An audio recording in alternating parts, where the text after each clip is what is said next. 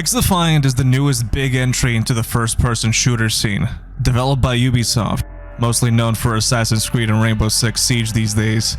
Ubisoft decided to take a risk of shoving themselves into an already crowded FPS market, with something that's familiar yet has some quirks to it that meets the eye. They promised to blend fast-paced gameplay with strategic gameplay elements, with their intent to have some sort of niche in the market of overly dominated titles such as Battlefield and Call of Duty. At least that's the audience they're targeting, it seems.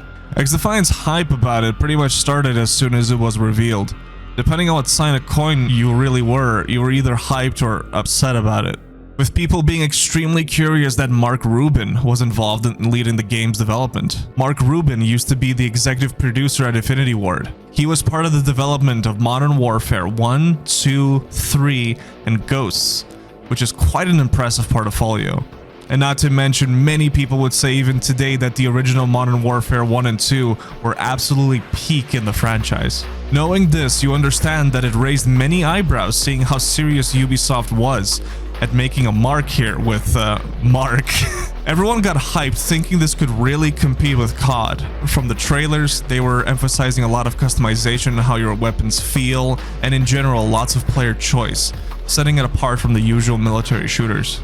We'll delve into this about the aspect of XDefiant, checking the core mechanics, game modes, visuals, and many more technical details. What the fuck is this networking? Having many innovative features, it will face many brick walls down the road that it's gotta smash through in order to really stand out against its competitors. This review comes from my perspective as someone who has been deeply immersed in FPS games for decades. I've spent countless hours playing the classics of Quake and Unreal Tournament, loving their map design and fluid mobility. Counter-Strike, Team Fortress, Rainbow Six Siege, Call of Duty, Battlefield, you name it. With a deep understanding and passion for multiplayer games, I'll take you through a detailed and comprehensive review of XDefiant. It's going to be a long ride. Let's begin. At its core, the game revolves around fast, team-based multiplayer combat. Players select from a group of factions.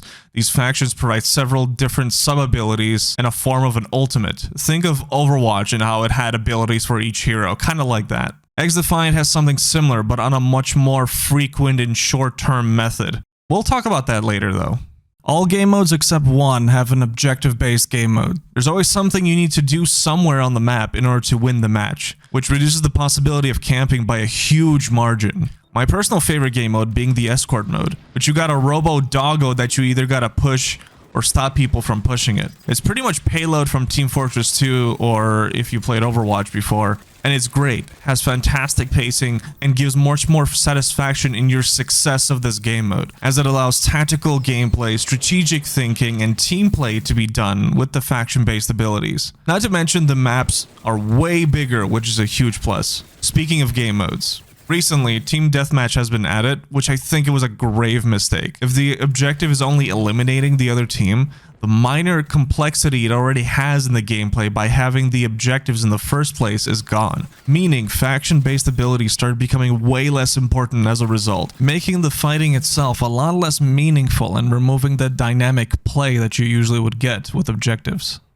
Plus, there already is a team deathmatch. It's called Hotshot, which is pretty much kill confirmed if you ever played Call of Duty. The difference is, in Hotshot, the person with the most points that they get from killing the enemies and grabbing the tags, or the coins in this case, gets various buffs including reloading faster, running a bit faster, etc. And also they get more points when they collect coins. There's an extra layer of complexity there to at least keep it interesting and have everyone focus on one specific target, instead of everyone running around into different areas not playing as a team. The gameplay loop is designed to be accessible, but also have some sort of depth if you're looking for it. Sure, you can just mindlessly run around until you find an enemy and be up to your reflexes of movement, but eventually you'll die and that's it. Or you can learn the map, find choke points, learn counters for each faction that might be an issue, and optimize what weapons and abilities would be useful at what location to assist with the objective. Like I said, the complexity is there if you're looking for it. And for those who don't, well, that's fine too, as XDefiant's not meant to be hyper competitive. Either way, it makes it a very fun experience for the most part. When comparing XDefiant to other FPS games that are in the market, you can note many differences and similarities alike from other games, with the game's pace being very reminiscent of Call of Duty's with its super arcadey action, while writing down other companies' homework by adding abilities to the mix akin to Apex and Overwatch. In this case, XDefiant is being a little less restrictive as those other games, as it allows you to select what kind of ability you'd like. It would be cool to see if they'll add more gadgets for each faction down the line to expand on the playstyle of each player, but I'm not sure what the plan is on that front. We'll see. But speaking of movement, XDefiant has an extremely responsive and fluid movement system. Allows you to do all kinds of dodges by bunny hopping around to an extent, mantling on surfaces, and lastly being able to slide quite a distance before coming to a stop. Using all of them combined in a situation is quite a great feeling when you get to outmove an opponent and dodge all their incoming bullets, as the air strafing is pretty much on point and you can do a lot of crazy turns. I do think the game has some pretty annoying limitations though, which are the maps at the moment. They seem like they got a lot going on for it, but the reality is the maps are quite small, and they restrict you from moving the way you'd like by having invisible walls and barriers all around. This game has a similar trend using yellow paint as a sign where you can mantle and like jump on, which exposes how limited your ability to traverse objects really is. There are many places on the map where I can mantle on top of a box no problem, and then on the other end, I can't even jump up a little rail that's the same height all of a sudden. Many locations on the map are also unreachable. In some way or another, you cannot get on top of many things, which honestly makes many encounters quite predictable and a bit too sanitized for my liking. I would like to see the devs allowing players to get to more places on the maps. Places as simple as going on top of this bush, for example, since it's the same height as any other objects you've been mantling before, or being able to straight up go to places you didn't expect before, or going over small little fences would increase the flow of any particular map. What I'm trying to say is consistency is key. If I can jump up this specific height, then I should be able to get on things on that height. What's the point of all this movement and things surrounding me if only an extremely small chunk of the map is actually traversable? I'm getting a narcissistic injury every time I play because the world seems to be blocking me from doing anything and doesn't interact with me in any way, pretty much telling me to only follow these dedicated routes. And that's it. I think this is a really old game design mentality that I would like to see revisited. And again, speaking about the maps themselves, my biggest pain point of the game is 90% of the maps are too small. For a game that wants to provide more depth and tactics into it, the last thing I expect is to be able to kill a player, not even 3 seconds pass, and I see the same player fight me again. There's no proper breathing room in these maps, and honestly, it feels quite claustrophobic in some places. Don't even get me started talking about the map called Arena.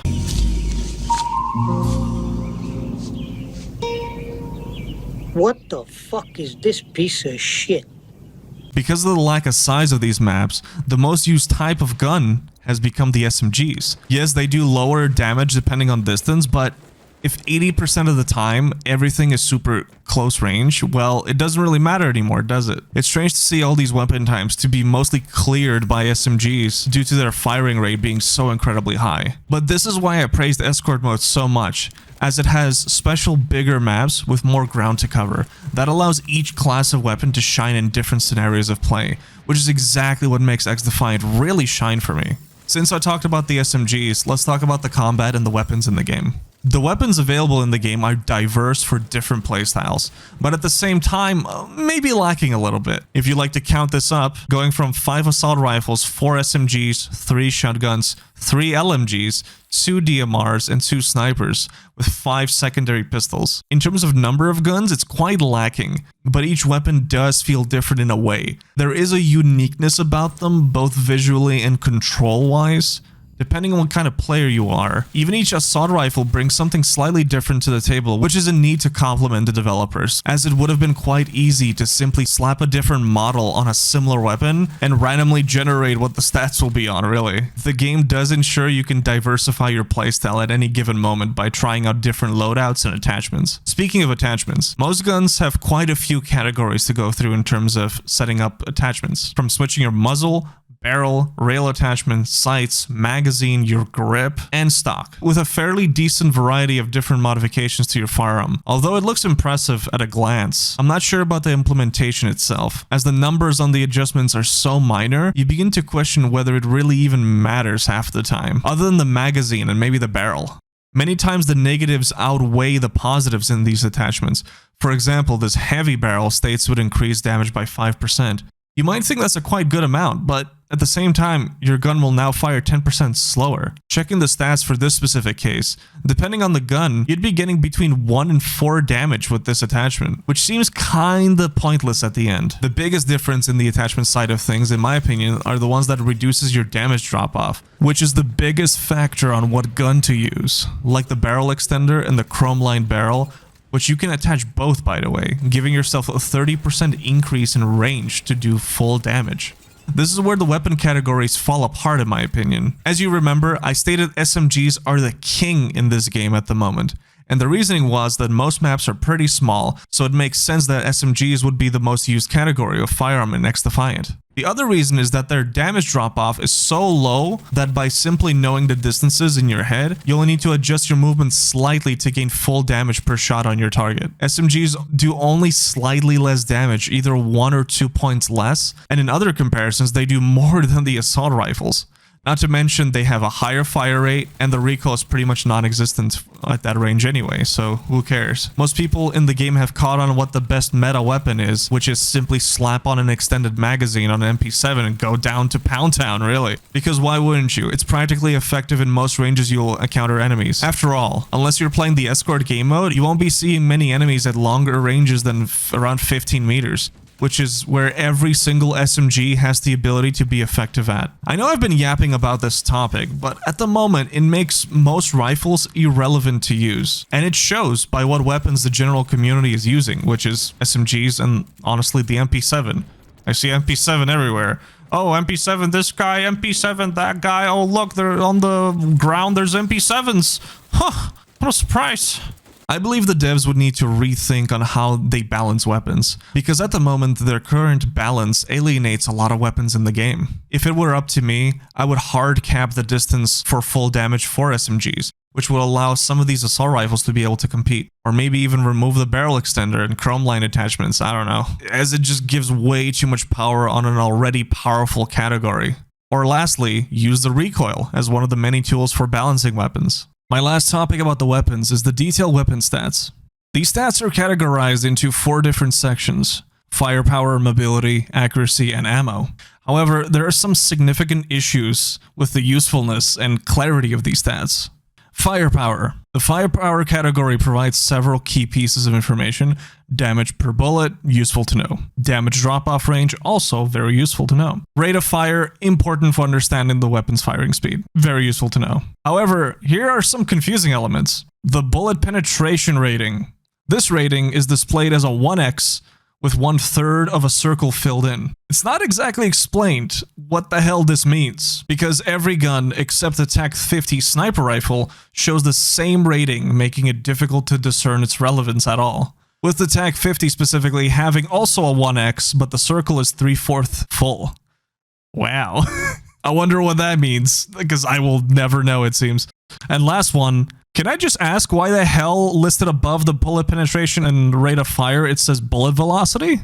This is so puzzling to me since the game's bullets appear to be hitscan, or at least nearly hitscan, making this text above completely unnecessary. Honestly, seems like a leftover from the older builds of the game or something before it was what it is now, and the devs maybe never removed it. I don't know, it's kind of useless. Why is this text here in the first place? Just like, why is it here? Next category, mobility. The mobility stats are the most useful stats in this menu. Movement speed, which displays the speed while sprinting or aiming down sights, super useful. And then weapon handling includes 3 subcategories: sprint out time, ADS speed reduction, and ADS stability.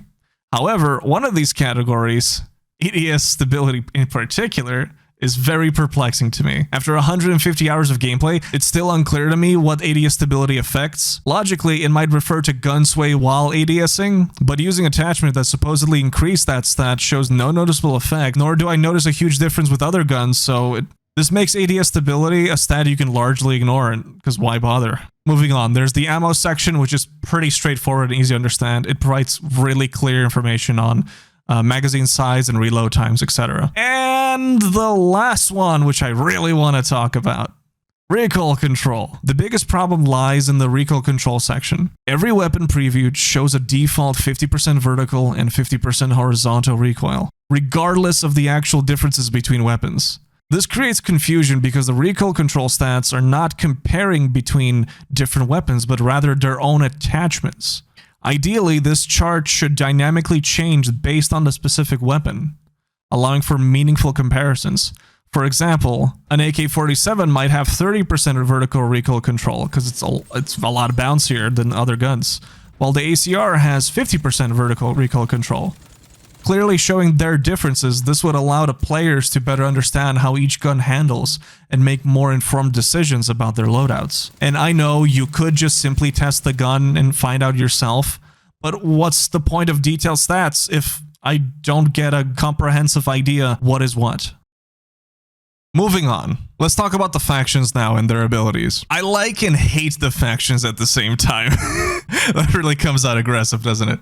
I see what they're trying to do, following the whole hero shooter craze that's been happening for a while now, which allows good and bad players alike to be able to do something without just dying outright and not create frustration, and also diversify in playstyles here and there. I totally get it. The normies are able to do some things without getting frustrated, pretty much. That's literally the core aspect of it. Although it could be a double-edged sword if done wrong. Let's go through the factions. Each faction has a special passive to them.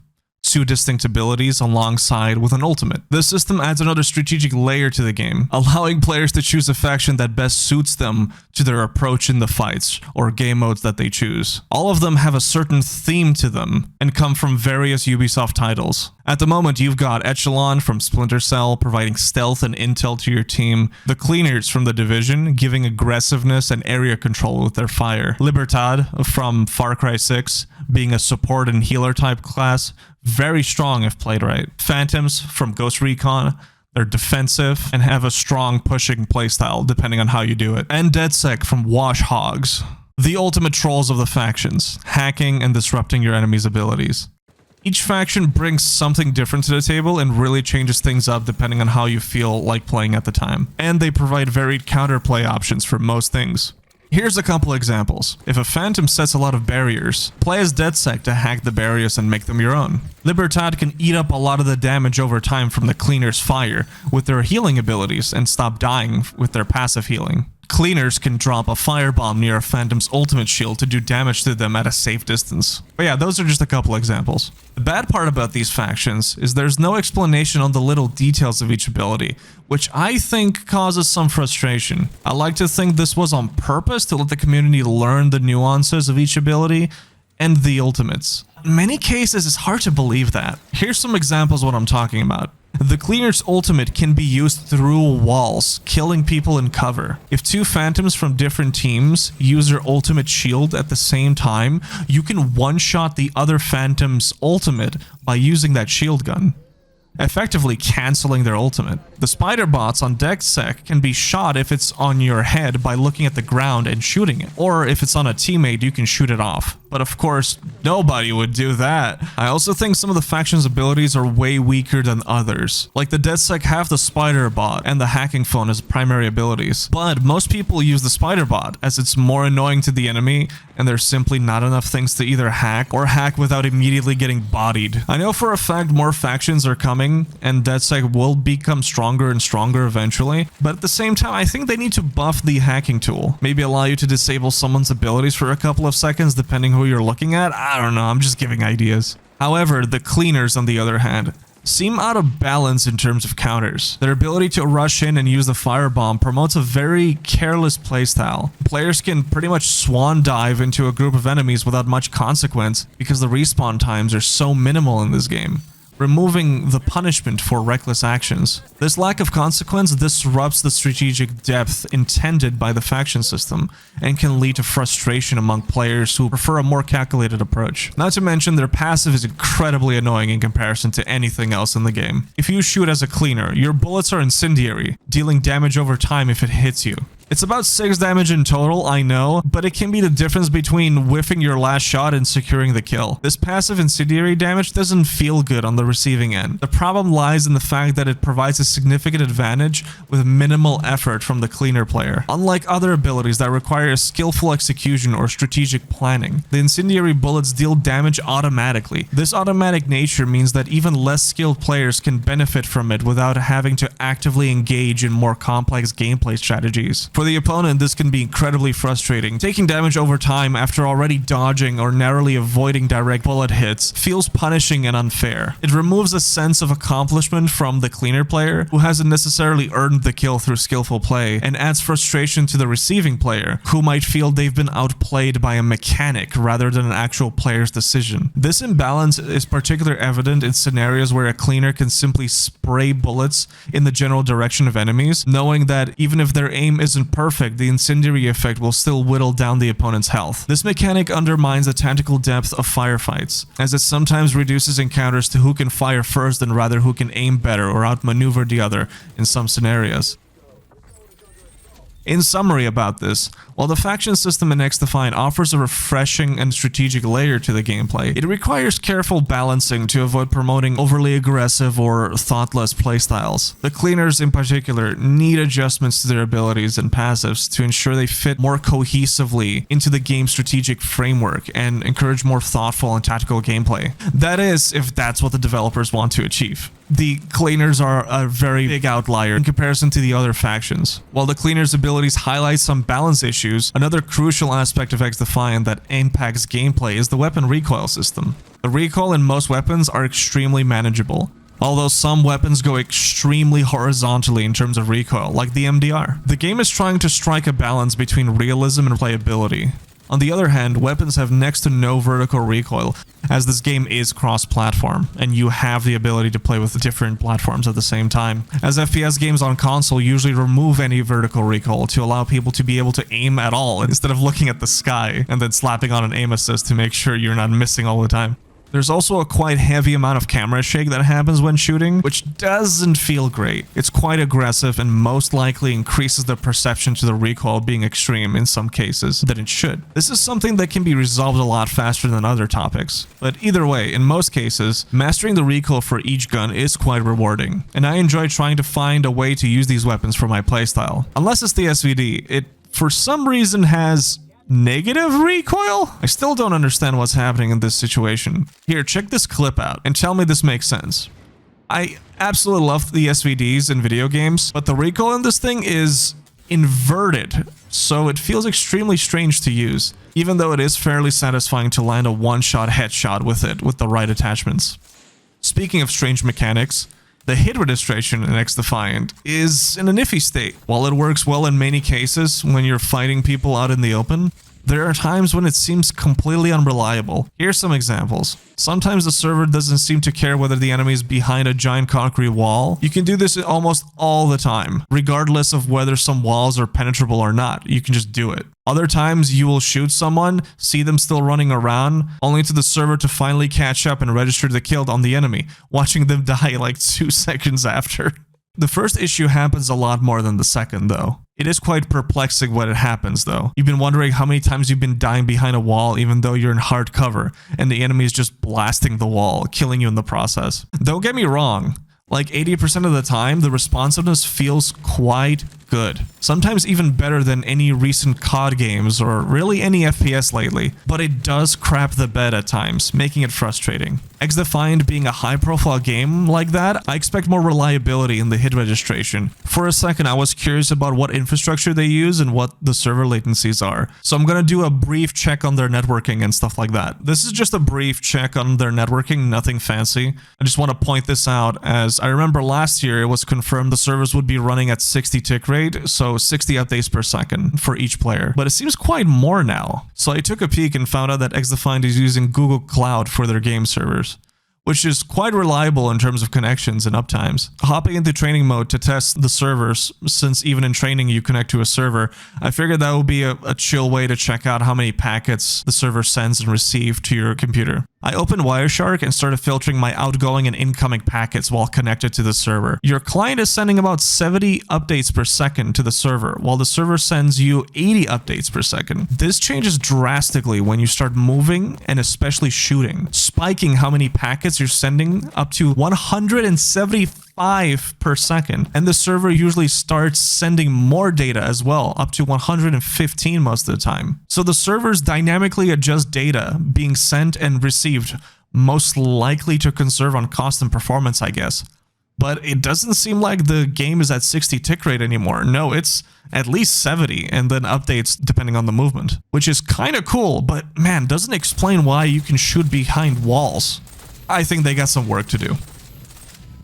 One of the most fascinating aspects of XDefiant is Ubisoft's decision to forgo the arbitrary and often stupid skill-based matchmaking that has become a staple in many AAA games. This choice stands out in the market where skill-based matchmaking is often used to ensure balanced matches. Ubisoft's approach in XDefiant not only breaks from the convention, but also significantly enhances the player experience in the long term in several key ways. Here's why. Let's go in depth about this. Skill-based matchmaking, while well-intentioned, often creates more problems than it solves. By constantly pairing players with opponents of similar skill levels, it fosters a very repetitive and stressful environment. Matches become high-stakes affairs, stripping away the casual fun that many players seek sometimes. This constant balancing act can make the gameplay feel monotonous, as every match becomes a grind against equally skilled opponents. Without skill-based matchmaking, players encounter a wide range of skill levels in their matches. This variety injects unpredictability into the game, making each match feel unique. This absence of like a matchmaking criteria, if you will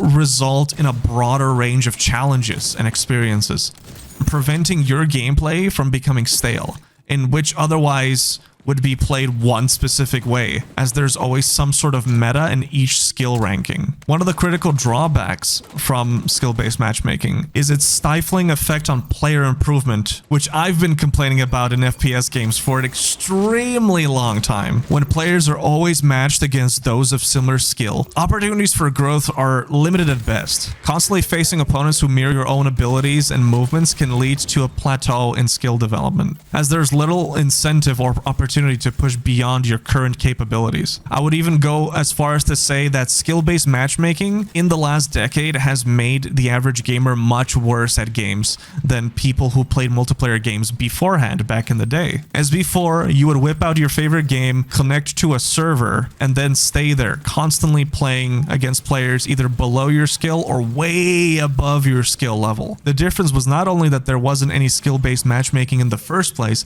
but also you can create friendships and have conversations with these people that would be more than happy to help you learn and understand and improve. In XDefiant, the lack of skill-based matchmaking allows players to regularly encounter opponents who are significantly better. Not just slightly better, I mean they will stomp you, they will obliterate you. I will obliterate you. This exposure is crucial for rapid improvement. Playing against more skilled opponents forces players to elevate their game, adapt to new techniques, and refine their strategies. The learning curve is steep, I know and I understand that, but the rewards are massive. Observing and emulating the tactics of superior players accelerates the improvement process far more effectively than battling players of exactly the same skill as you. Not to mention, this rapid growth in skill transfers over to any other game you'll play. So, what I'm really trying to say is, you playing XDefiant will make you much better at video games than anyone you know. Although one thing you need to keep in mind for those who want to get better, improvement in any skill requires a growth mindset, where failure is viewed as a learning opportunity. XDefiant encourages this mindset by allowing players to face tougher challenges without the safety net of skill-based matchmaking. This approach fosters a more profound understanding of the game, as players must learn to adapt and overcome more skilled opponents. And yes, I will repeat what I just said, skill-based matchmaking is a safety net for bad players, and it always has been. Ubisoft's decision to exclude skill-based matchmaking, Jesus, I said skill-based matchmaking like a billion times now. Ubisoft's decision to exclude skill-based matchmaking in XDefiant is a bold and commendable choice that enhances the player experience. By allowing a diverse range of skill levels in matches, XDefiant avoids the pitfalls of repetitive and stressful gameplay, fostering rapid improvement and a growth mindset among players. This approach not only accelerates individual skill development, but also creates a more dynamic and engaging multiplayer environment. Besides, ranked will be available shortly in the game anyway, and so you can sweat and measure edicts there, so I mean, it's fine, look, it's fine. Finally, let's talk about the audio of the game, the settings, video, and control settings. The audio in XDefiant is very well crafted, I have to say, giving each aspect of the game a specific sound, whether it's the gun itself, walking on terrain, or an active ability. You'll generally have a good idea what's happening and where it's happening. Everything you do makes a sound, including the enemies themselves. You can hear people reloading, walking, and especially sprinting, which is particularly loud. Faction abilities also have a very specific noise to them if you listen closely. For instance, the Cleaner's firebomb beeps before exploding. The Phantom's shield produces multiple chain sound effects upon deployment, and Echelon's invisibility emits a distinct humming noise in the distance. If you have a trained ear, you can pick up on these cues, which is great. However, just like the networking, the current sound system is not always reliable, especially regarding footsteps. After over 100 hours at the moment, I still get surprised sometimes by someone sprinting right past me without any noise. I'm personally a very audio-focused gamer, and I love a game that's detailed in its sounds, like Rainbow Six Siege back in the day when it was good. Often, I can easily hear opponents sprinting about 30 meters away, while other times, there's no sound of someone right behind a wall and 2 doors on each side, only catching a single step as they entered the room I'm in. This makes me wonder if there's some kind of sound occlusion issue messing up the audio in open areas. Everything sounds great, but indoors, the reliability drops significantly for me. Speaking of audio, let's check the settings for it. It almost has everything you'd want for the most part. It includes master volume, dialogue volume, sound effects, UI, and music volume controls. There are also settings for voice and choosing input and output devices, which is great. However, there are some flaws in the volume sliders. For example, I have the dialogue volume off to hear footsteps better. But even with it off, I still hear the echo sound effect noises of characters shouting about reloading using their abilities. It seems like the voice itself is properly muted, but the effect they use is still processed into the game, which is very strange. It's like my character's delusional hearing ghosts. Another reason I have the dialogue off is that each faction has a specific announcer who tells you what's going on in the game, from objective captures to player performance. The problem is that some of these announcers are incredibly annoying. The DeathSec announcer in particular would not shut the fuck up, with the dialogue seemingly being twice as long as the other announcers, which gets absolutely irritating. The only way to disable it is by lowering the dialogue volume, which disables all the voices in the game. I would like a bit more customizability, specifically a slider for the announcers themselves. Hearing the characters is fine for the most part, but the announcers are clearly not for everyone, especially not me. There's also really nice and catchy sounds for getting more and more kills, and it sounds really good as it changes notes per kill in a chain.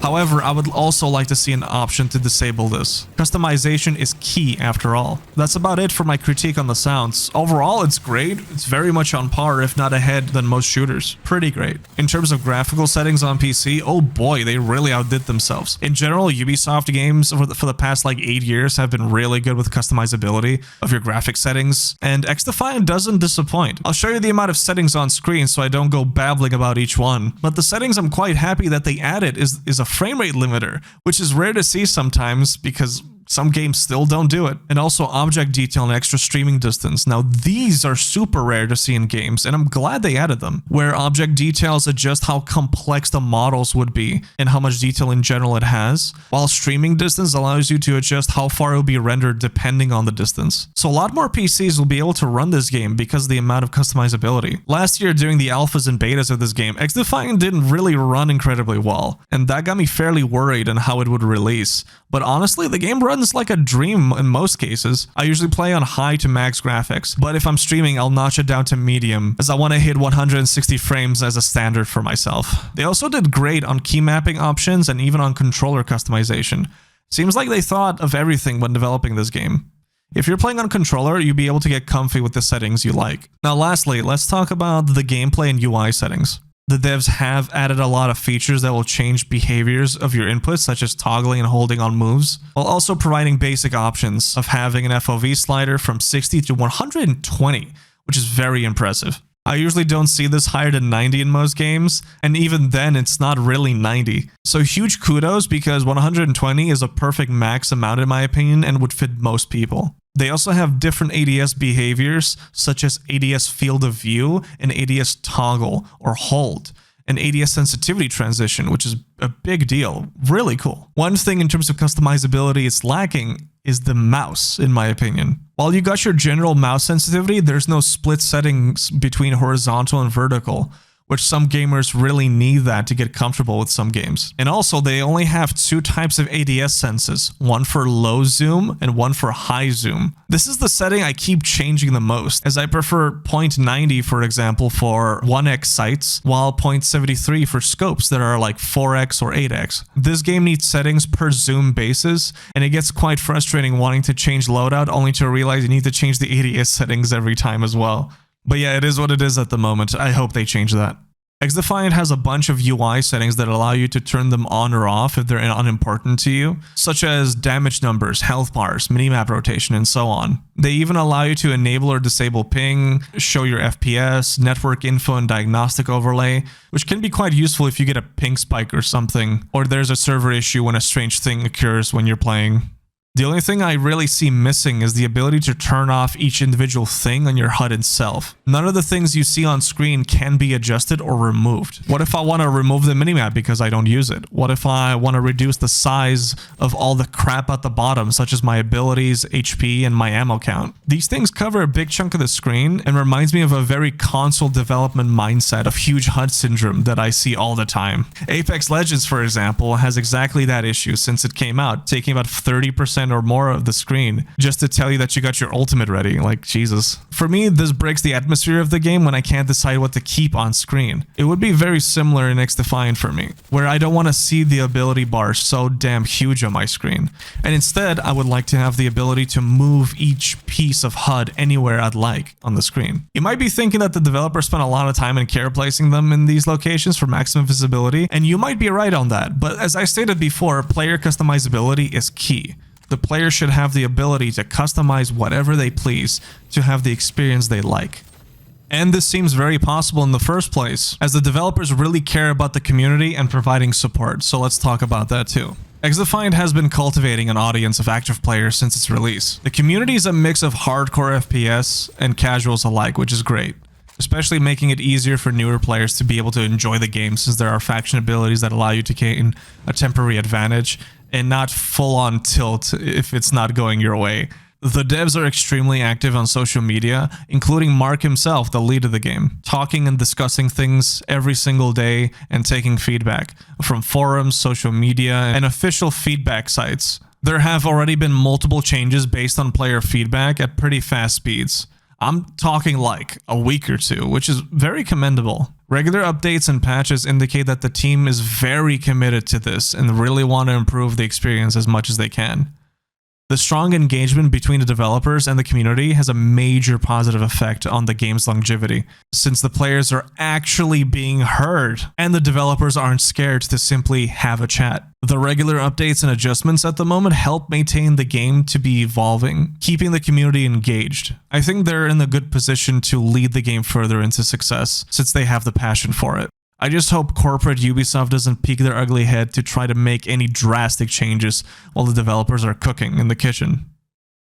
In conclusion, XDefiant does stand out in the crowded FPS market by offering a dynamic and engaging multiplayer experience and emphasizes player skill and strategic depth. While there are areas for improvement, the game's foundation is really strong. And with continued support and refinement, XDefiant has the potential to become a staple in the genre. Ubisoft's dedication to their players shines through, making XDefiant a promising and exciting title for both casual and hardcore FPS enthusiasts. At the end of the day, it's about the player experience.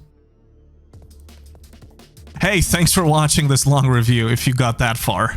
That's crazy. This was a longer journey than expected. This review actually came to be because I just needed to justify my crippling amount of hours to this game. Plus, I needed a break from my main video that I'm working on, which has been like 4 months that I've been working on that thing. So this review has been a nice break, you know? Anyway, if you'd like to see similar stuff to this, subscribe to the channel. I do reviews here and there for new and old games alike. I'm obsessed about video games, their design, and the industry as a whole. So yeah, hope you enjoy the ride. Catch you later.